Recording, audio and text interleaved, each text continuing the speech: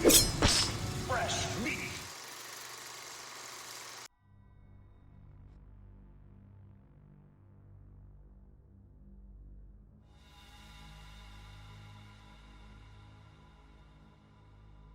The ability to perceive or to physically experience different moments in time other than the present is something all of us have wanted to accomplish.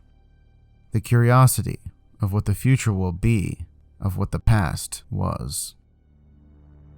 While I do believe science is the best way to explain reality, I don't believe it has the capacity to explain everything. November 3rd, 1963. As lonely as life was for me, it offered a sense of bizarre satisfaction, knowing I was the only one I had to care for. School didn't offer much, other than the occasional necessary knowledge for the life ahead of me. I was a senior in high school, living in Connecticut. As I explained before, I didn't have many friends. I spent a lot of time reading. I had a knack for understanding.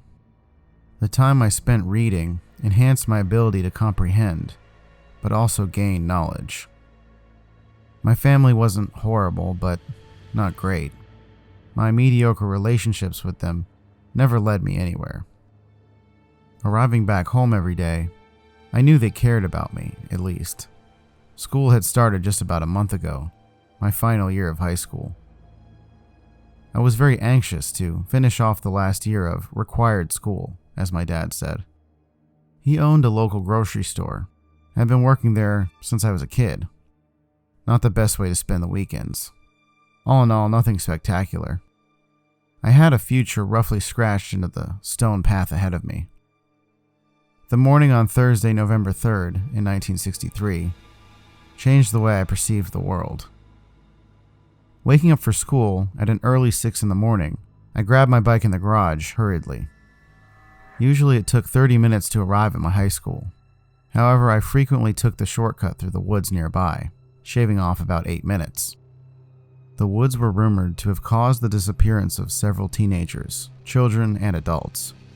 None of these rumors really captivated me. They were as credible as myths. Entering the woods, I felt oddly lighter than usual. I was traveling a good 26 miles per hour, I estimate.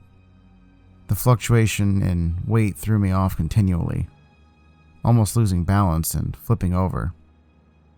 I attempted to slow my speed to regain control. However, the efforts didn't help. I only accelerated further and further. It became difficult to control my velocity and direction. Soon it became difficult to control myself. I panicked, unaware of what was occurring. I became more focused, aware but not relaxed.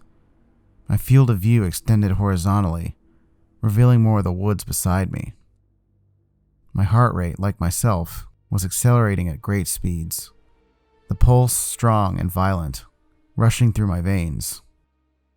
I soon lost all sense of perception. My memory had been distorted very briefly. My perception returned, revealing something very different from the woods I saw previously. It was replaced with what I could only describe as a junkyard, surrounded by shiny objects. They all reflected the shine of luminescent lights on the wall. Upon closer inspection, the junk appeared to be metal limbs, circuits, wires, and other unrecognizable objects. The walls seemed to contain large white tiles, made of very smooth material. Flabbergasted at what I was seeing, I called out, the sound of my shout echoing throughout wherever I was. No answer was received. My mind attempted to rationalize the situation. Where the hell was I? Had I stumbled upon some unknown facility? If so, what explained the cutting-edge looking technology? What was the cause of my loss of perception? My reflecting caused me to ignore the present perception. I heard metal clangs in the distance, sounding weirdly heavy. The thumps reverberated across the walls with a hint of mechanical parts moving. It sounded not too far away. Hopefully it was help coming. Perhaps it was somebody I could ask for assistance. I began to walk towards the sound, stepping over scraps and whatever else. The sound was oddly unsettling. It was sporadic and unpredictable. It became louder and louder. The sound waves pierced my skin, the wavelengths violent enough to cause wounds. A maze of scraps and debris rendered it harder to navigate and locate the source. I peered around a corner of metal parts and located the sound. I saw a figure, bulky and abnormally shaped. It moved unnaturally, kneeling on something. I couldn't make out exactly what it was in the darkness, but I got closer, revealing a human-like person with metal protruding out of its body. It had no skin and was transparent. I looked on the ground and saw the corpse of a person with tiny punctures covering its skin, and it seemed to be unconscious. I scrambled away, absolutely terrified. So stunned I couldn't think. My mind flipped every alarm switch available, causing a cacophony and avalanche of anxiety. Focusing more on the transparent human, I could see circuits and wires circulating through its body. Its anatomy was human, but the substance it was made from was anything but. I soon realized there was liquid filling its transparent body, different parts filling with different colors of liquid.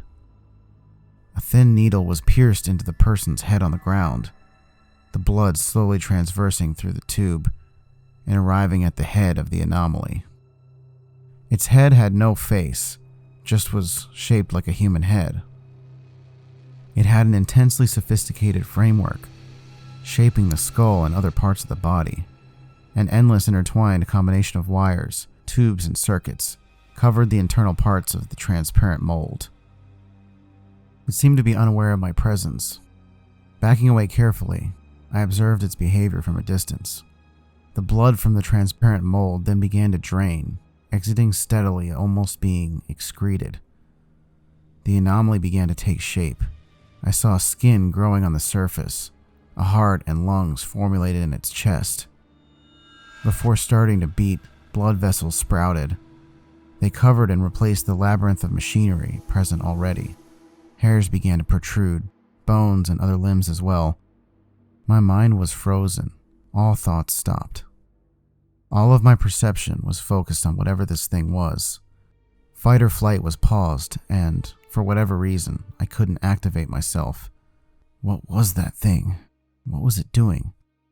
The figure turned slowly in my direction, and now had half of someone's face. The chest was wide open, revealing organs and circuitry intertwined, pulsating rapidly. The face was that of a male teenager, around my age. My breathing intensified, and I began to shake uncontrollably. Then its face opened, revealing several plates with sets of needles, primed and ready to stab. Gears, circuits, wires all began moving in succession within. It resembled more of the person over time, taking shape. Without thinking, I ran to where I came from, desperately looking for a weapon, a place to hide and escape, anything to prevent my inevitable death. The sounds of metal grinding together tore through my ears, distorting my perception. I looked behind me to see a claw reaching towards my face, with millions of joints and wires. I whipped my head around, revealing the woods of Connecticut. Behind me was the familiar sight of my neighborhood. My rationality froze, still afraid of the mechanical anomaly. Somehow, though, I found myself back in my reality. I arrived 10 minutes late to school that day, having no choice but to pretend nothing happened. No one would believe me. Sitting at my desk, I attempted to comprehend what I had seen. Was it a hallucination? Was I schizophrenic? I heard someone call to me from the other side of the room. I had spaced out so much, I failed to perceive the door even opening. "Jonathan Stahl, the principal would like to see you," the assistant principal exclaimed to me. Compared to what had just happened, being summoned by the principal was no big deal. I walked down the hall free of fear. I walked into the principal's office and sat down, expecting to be chewed out heavily for my tardiness. Instead, he looked at me, staring intently. His eyes seemed bright, menacing. They glowed with discontent, disappointment. My heart dropped deeper down into my stomach. I stared into his face. Suddenly, it popped open into a polygonal pattern, revealing flesh, bones, and metal.